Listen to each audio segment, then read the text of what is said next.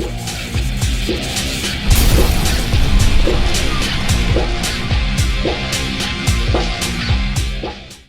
guys, welcome to the video, welcome to Innsbruck, and welcome to this beauty here. This is the F-5E Tiger II. It's by SC Simulations, or SC Designs I should say, in Microsoft Flight Simulator 2020, and it's what we're going to have a look at today.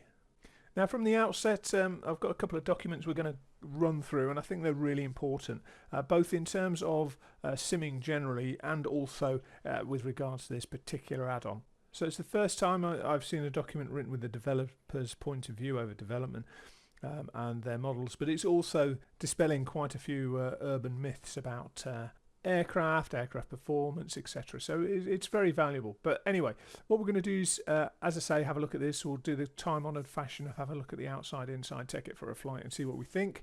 And a spoiler alert, this is really quite fun to fly. I do like this aircraft. But anyway, let's just have a quick look at the product page. Boom, here we go. So it's available from Just Flight, SC Designs. Now looking in the documentation, there's DC Designs. I had a look at their F-15 a few years back when it first came out in the early days of Microsoft Flight Simulator, and I'll be honest, I wasn't overwhelmed by it.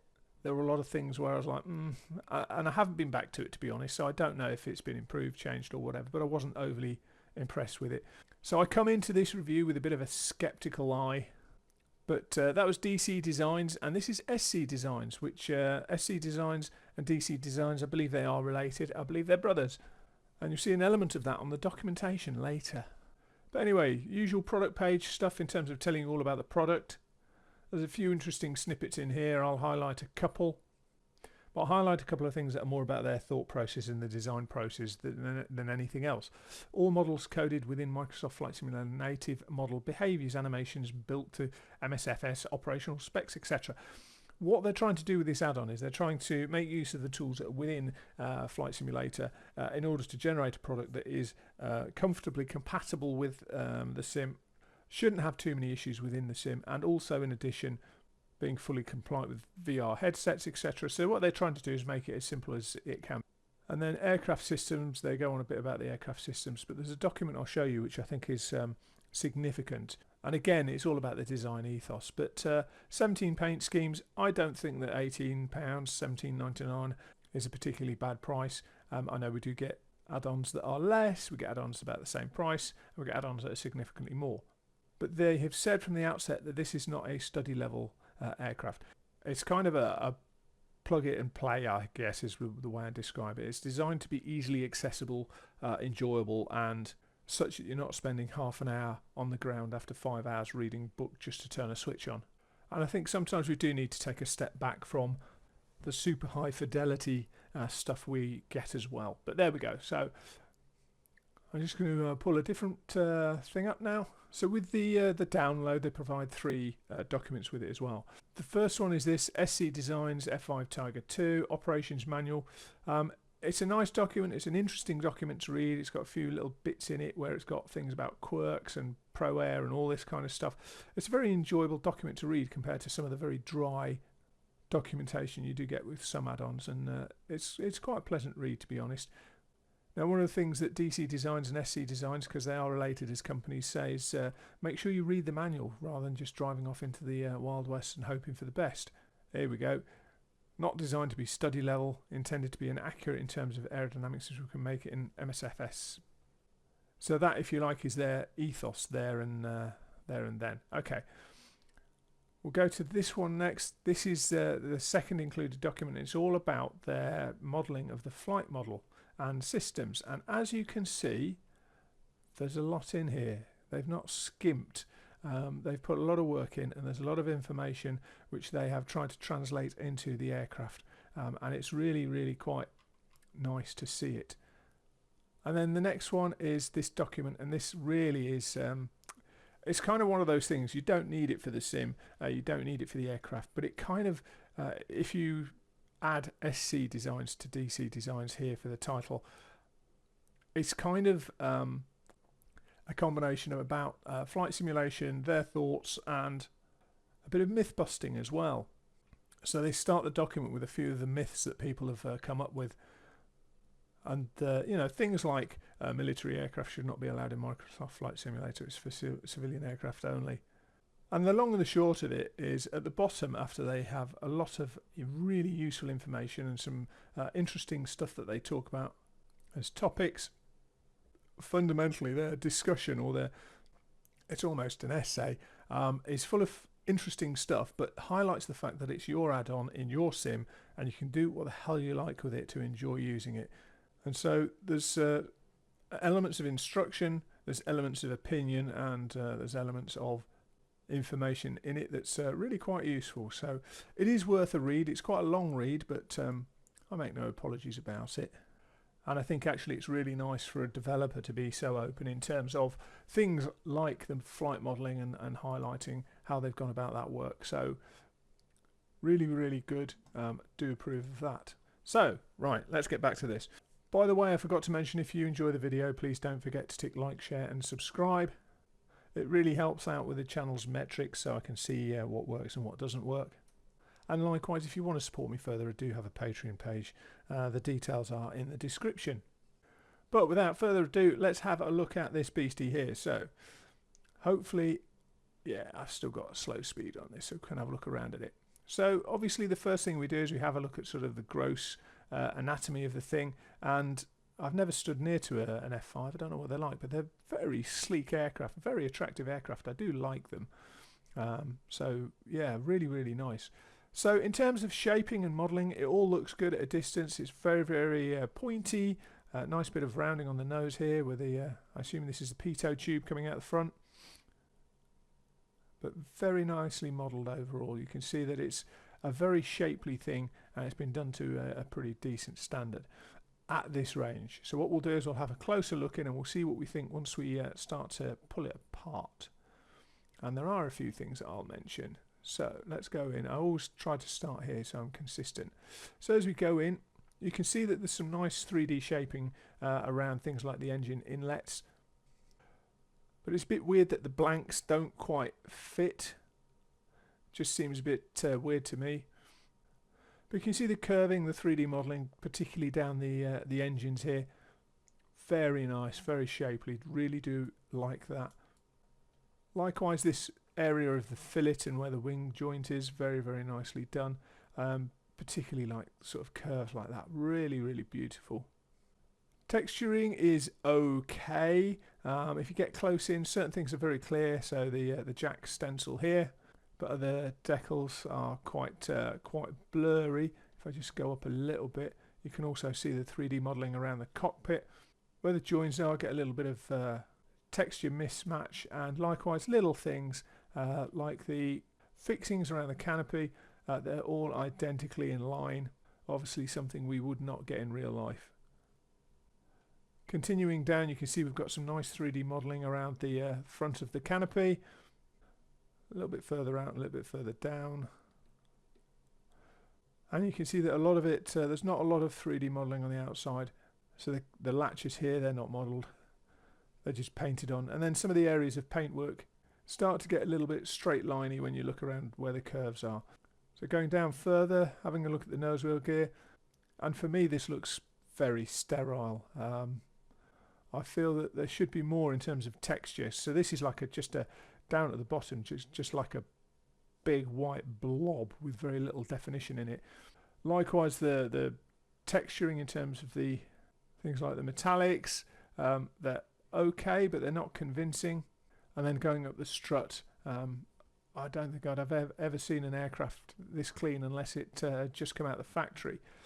2D impression on the inside of the wheel well. So I'd have to say that in terms of this this part of the aircraft, it's quite underwhelming. Nice depiction of the belly tank. Let's go around to where the main gear is and we'll see if it gets any better. Let's go on the inside. And honestly, no, I don't think it does. Now the metallic for the oleo is really nice, really good, do like that, but the rest of the textures just look a bit lacking.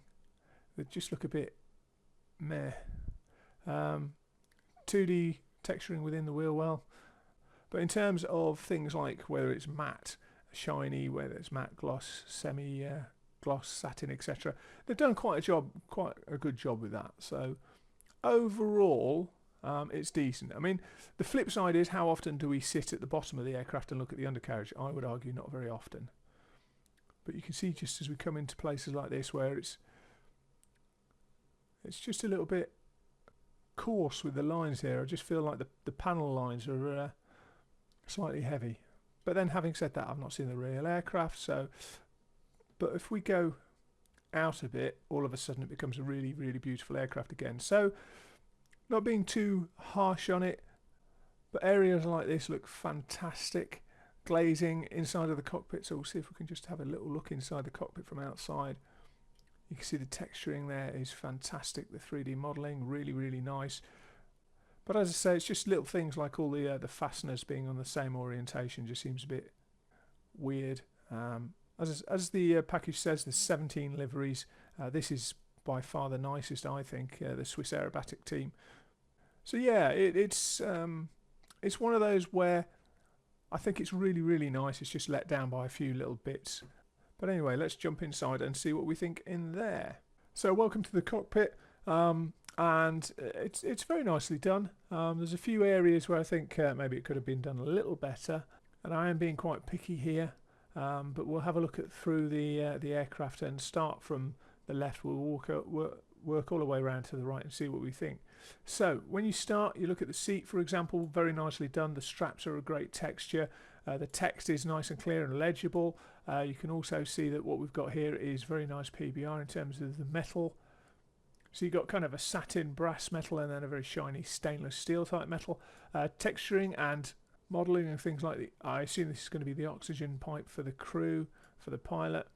Very nicely done. Good textures around things like the mechanisms. So the interior, for me, texturing is much better than some of the exterior. So if you compare this sort of area to the gear outside, I think this is much, much better.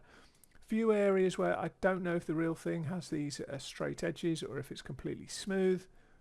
As I say, having not sat in one of these, I wouldn't know. So down on this left console, you can see we've got our navigation radios here. We've also got our radar down here. We've got a couple of bits in terms of dampers, rudder trim, throttles, and I'll mention a few things. So flaps here, although you also got speed brake and flaps on the controls here. But going through a couple of bits that I've noticed, this is a four-way switch: off, standby, operate, test. 1, 2, 3, 4, 5, 6. 6 positions on the rotary, but there's only 4 markers there, so I don't quite know which one we're supposed to go to. Likewise, I don't know what this switch is for.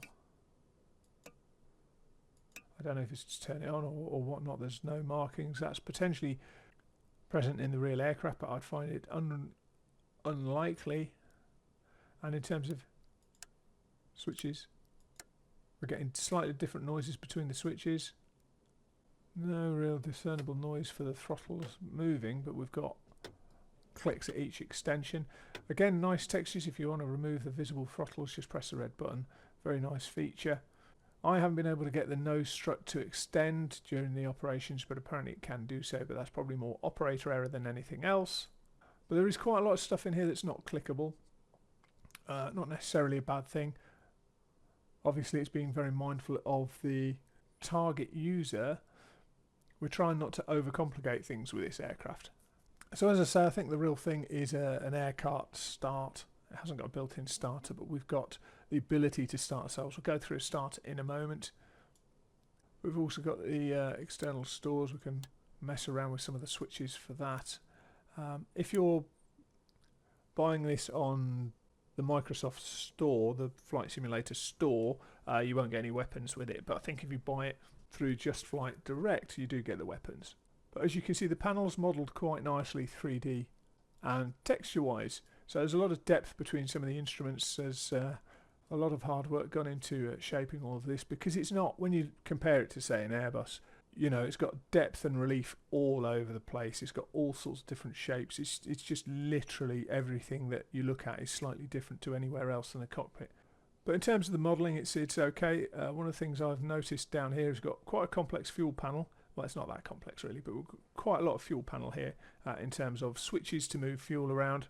but in terms of the fuel quantity, we've only got a single needle, so I do feel like there should be more than one needle for the left and right tanks. But as you can see, you've got external fuel pylons, tip tanks, and then internal fuel down here with a cross feed, left and right fuels, and then auto balance. But I do feel, I may be wrong, but I do feel that, you know, if you look at the oil pressure, we've got left and right here, left, right, etc. But fuel quantity, given the number of available options for tanks, I do feel maybe there's more to this than we get here. So yeah, it's pretty decent. We'll mention this as we get around to it, but there's a few areas where the textures aren't the best, but overall I have to say I'm pretty happy. Again, the PBR is quite nice, so you've got quite a dull section here. This is more shiny, this is very shiny down here, and as I say, there's limited what I would term as clickability in here.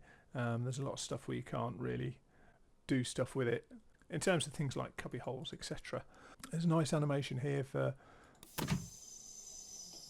and sound for that matter, for the canopy. Right, there we go, nicely locks, lovely sounds. So what we'll do now is we'll get this thing started and take it airborne, see what we think. Reset the view. Okay, so let's get this thing started.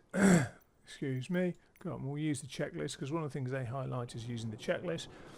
So we'll do that, see how we get on. Before starting engine, so a couple of these we'll go through and just skip. Canopy, it's closed at the moment, we're quite happy with that. So tick, landing gears down, parking brake. Technically there's no parking brake in an F5, but we have got it on here. Through to start engine, as you see it is simplified. So DC power ready, and then generator switches. So DC power is down here, which is the battery basically, and I'm not sure if that counts as ready or not. One of my observations is down here, the oxygen regulator light. Now that is normally linked to your breathing, so it will, if you breathe in, it will come on. If you breathe out, it will go off, and it shows a combination of the fact that your system is working and also the rate that it's functioning at. I don't know anybody who breathes that fast, but I'm being a little bit picky there. So let's go back round to here. Generator switches on. In fact, the generator switches are over here as well. Generator switches are on. Strobe light. Another observation of mine, I couldn't find a strobe light. So down here also, it's one of these things where we get variations. So this one, for example, these rotaries are analog, whereas this rotary is just an on-off. But we'll put our nav lights on. We don't need formation lights. We're not. In fact, we'll put the beacon on as well because we're going to start shortly. But as I say, I couldn't find strobe lights unless I'm really being a dullard, which is entirely plausible. And then we want generator switches, they're on, so done, done, done, done, done, done. CADC is down here somewhere. There it is. There we go. Hello.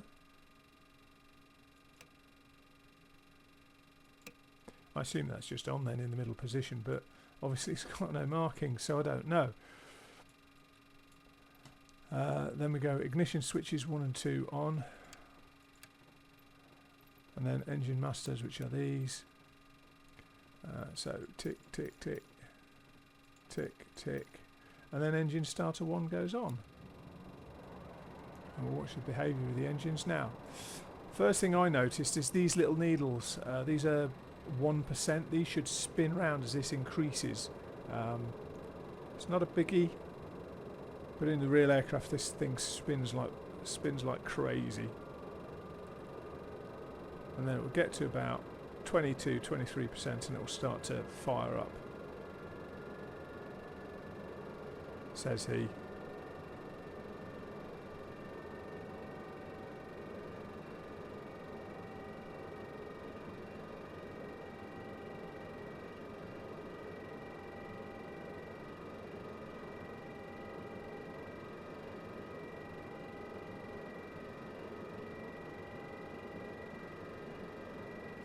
What have we forgotten?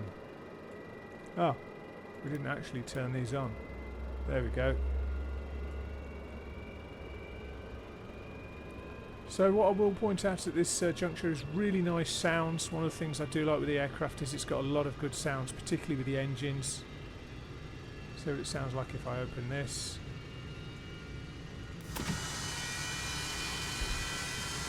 Yeah. Nice sounds. Not quite sure what's going on here with the cabin altitude pressure. It's a bit weird. There we go, it's finally fired itself up. Get number 2 going as well. As you can see, nice and simple to start this thing. Just close the guards. You see this thing's winding up as well now. This one shouldn't take as long to start because I actually have the switches in the right position.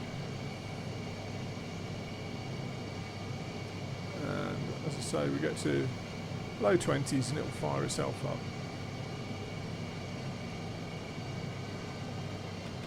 It would help if I had the throttles at idle, wouldn't it? There we go, it's firing itself up. Anyway, whilst it's doing that, let's have a look at this. Starter 1, engine RPM, starter 2, engine RPM. Radar mode, we are going to turn it on the ground. We don't care because we're not going to irradiate anybody. But we'll go to that, which looks like operate. And I don't really know what this switch is for. But anyway, the radar will come on when we turn this on. Tick item, gun sight reticle. So up here, this is another one of the things where I'm a bit confused by it.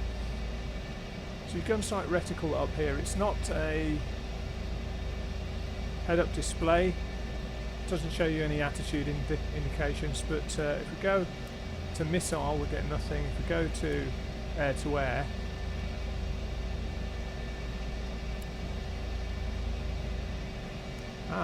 I've obviously not turned something on. I know what it'll be. There we go. Radar's on, gun sight's on. Here we go. So missile is blank. Gun, the 2 gun settings, it's on. So you can change the brightness of the reticle. It takes a while with the scroll.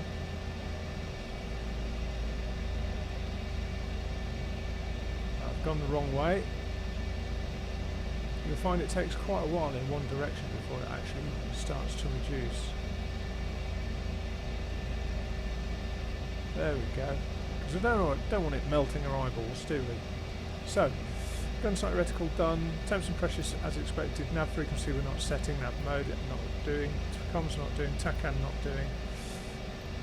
Taxi. Canopy closed.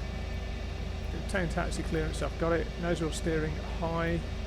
Parking brake off. Max taxi speed 10 knots. Ready for takeoff. Let's just get rid of that for the moment. And we will taxi.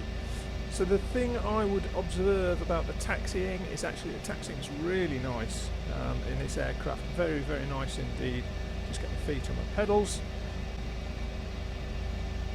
And what we'll do actually is we'll just have a look at the animations for the controllers. You see what I mean? We've done nothing and yet these are off. Nice heat haze out the back of the engines. Nice sound now it's started up. We've got somebody in the cockpit as well.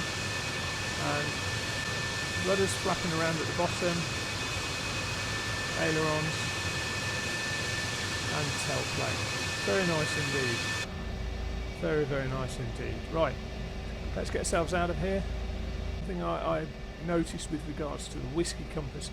The whiskey compass is the wrong way round. So let's go over here. It should have the lower numbers to the right. So instead of increasing that way, it should increase that way because they've got this rotating in the wrong direction. It's really hard to explain it, but you'll have to trust me. Although it reads correctly, the actual rotation of the instrument is in the wrong direction and the numbers are in the wrong orientation. Should be greater numbers this side, lesser numbers this side, and rotating the opposite way to which it does. However, does it change the game? Not really. Not really.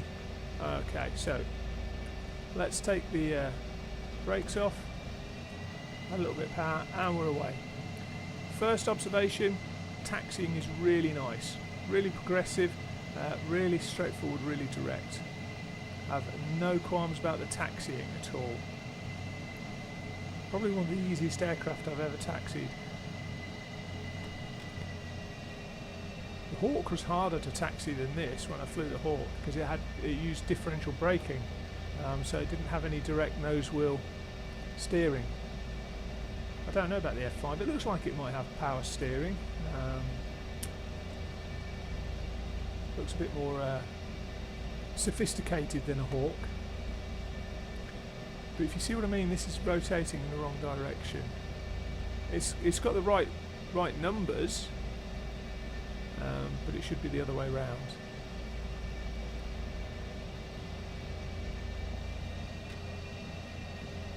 We'll come down here, we'll put our landing lights on.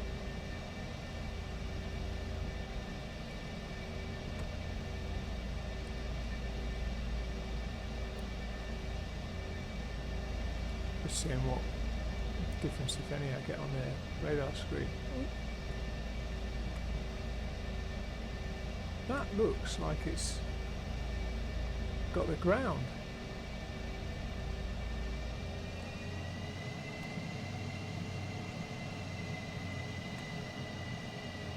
That's in test mode. Now can't turn it.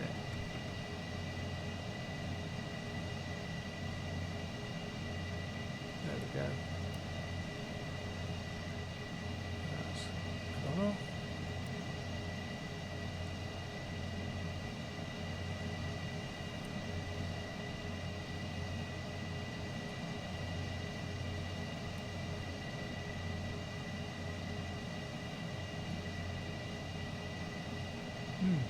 Weird. Right, never mind.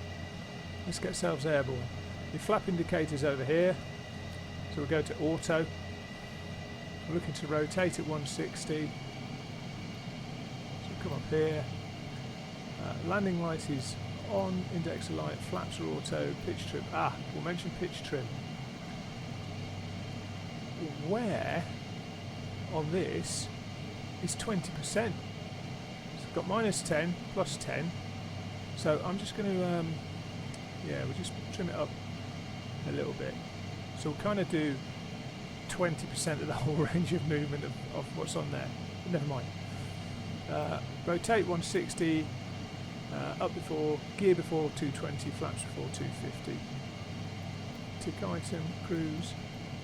Let's just get that down there. So you can see it's a pretty simple aircraft. The checklist kind of give that away. Nothing coming.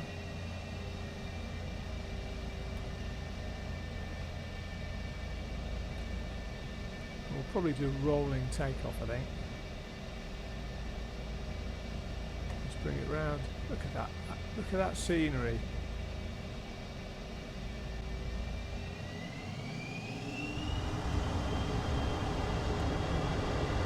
Lovely sound, burners are in.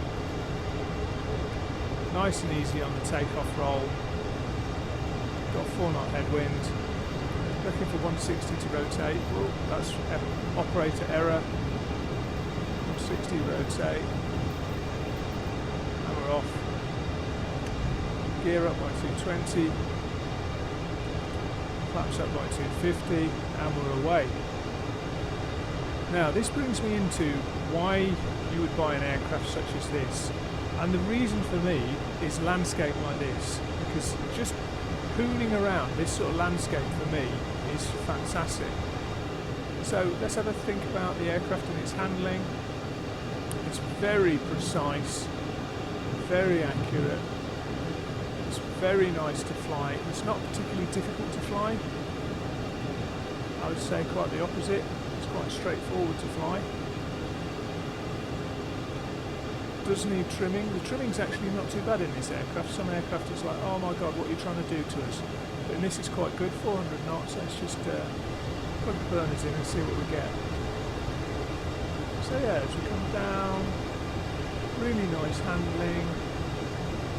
I've never flown an F5, I doubt many people have, so I've got no idea whether this is accurate in terms of how it feels, but certainly having gone through the documentation that SC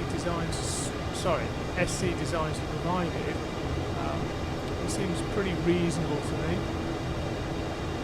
in terms of the performance.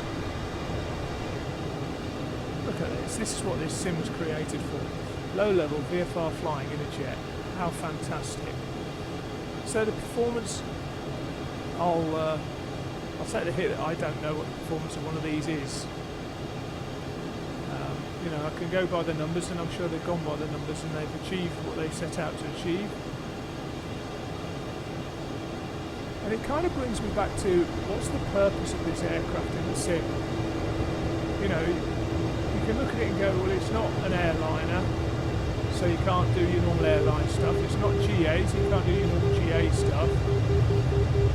But sometimes flight simulation is just about having fun, and that for me is what this aircraft is all about. It's about giving you an immersion level, and it's a relatively simple aircraft to fly and operate. You know, I'll be honest, for me it's probably one that will get limited use, because I tend to prefer the more high fidelity aircraft. Now here we go, here's one of the things that I've observed is the speed. I'm at idle thrust, the speed bleeds off very slowly indeed. And I don't know what the drag is like in the real thing, but I've got a horrible feeling it's nothing compared to this.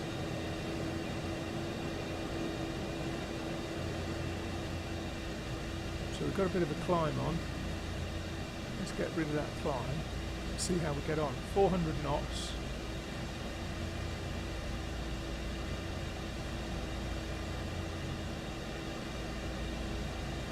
And you see we're not losing much speed at all. Trying to keep us level.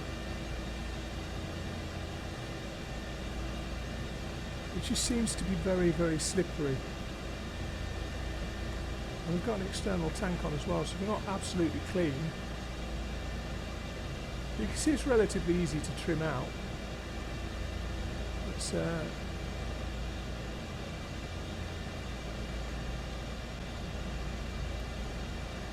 only just coming down towards 300, and I have got a bit of a climb on.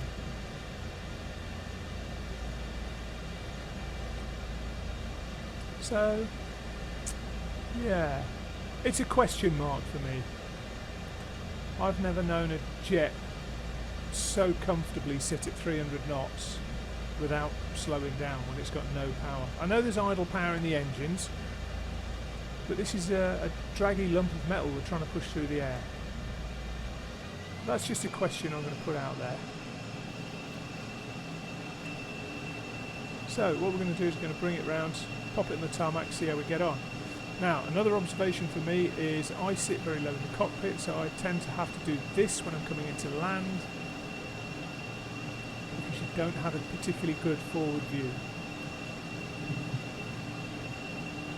So what we're going to do is come down here, we're going to extend, turn to the left, look for the runway, and as we're doing so, we're going to make a couple of observations. So the first one is that the aircraft does not slow down very quickly at all. See how we are relative to the airfield. Quite a way away. So we bring ourselves in. But the aircraft is very slippery, and I'm not sure how accurate that is. But you can see we climb like nobody's business. We take the throttle fully off. Bring yourselves round gradually.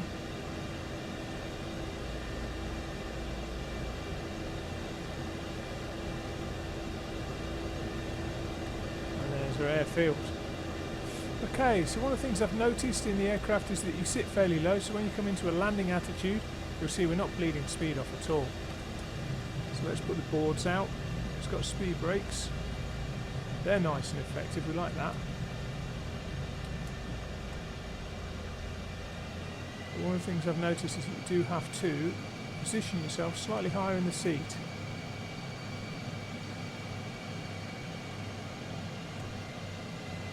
And I always find landing is a good indicator of the handling of an aircraft.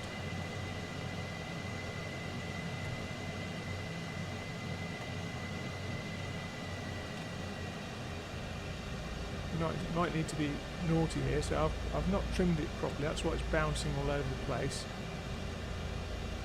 There we go, that's better.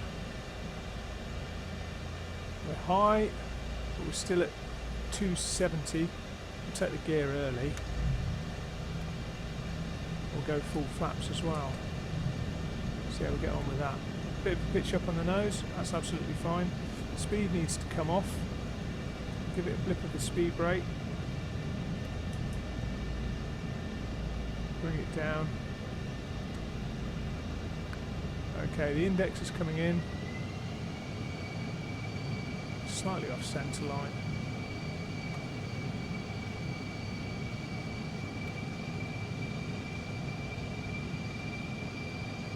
Bringing it in.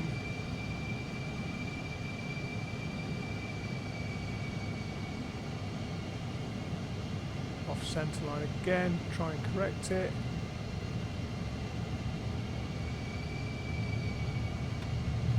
Ooh, a bit of an overpull there. Never mind. We're down.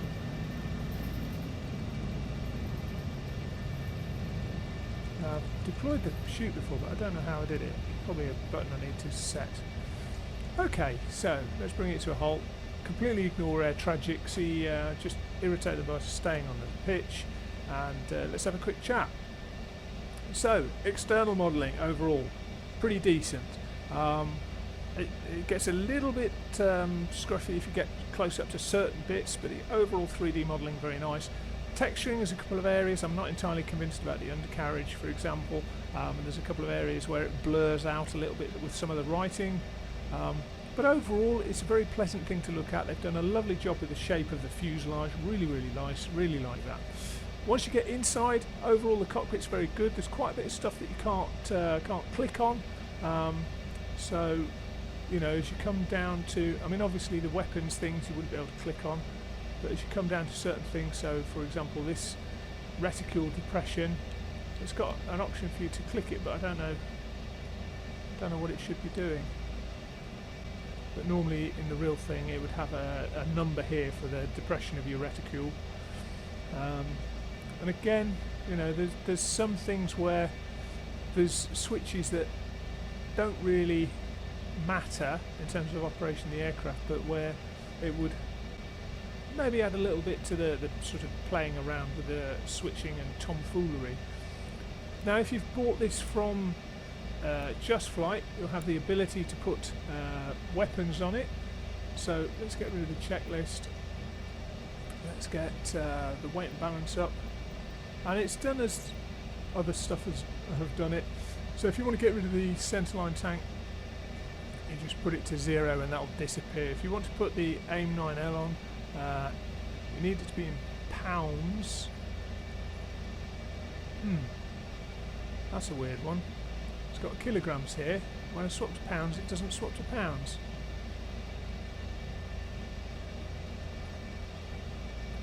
That's a bit odd. I don't know what's going on there then, but yeah, we'll leave that. It might be because I've been messing around with it. But inside, it's a pretty nice place, well modelled. It's not got full functionality, but I wouldn't expect full functionality because it's not a high fidelity aircraft.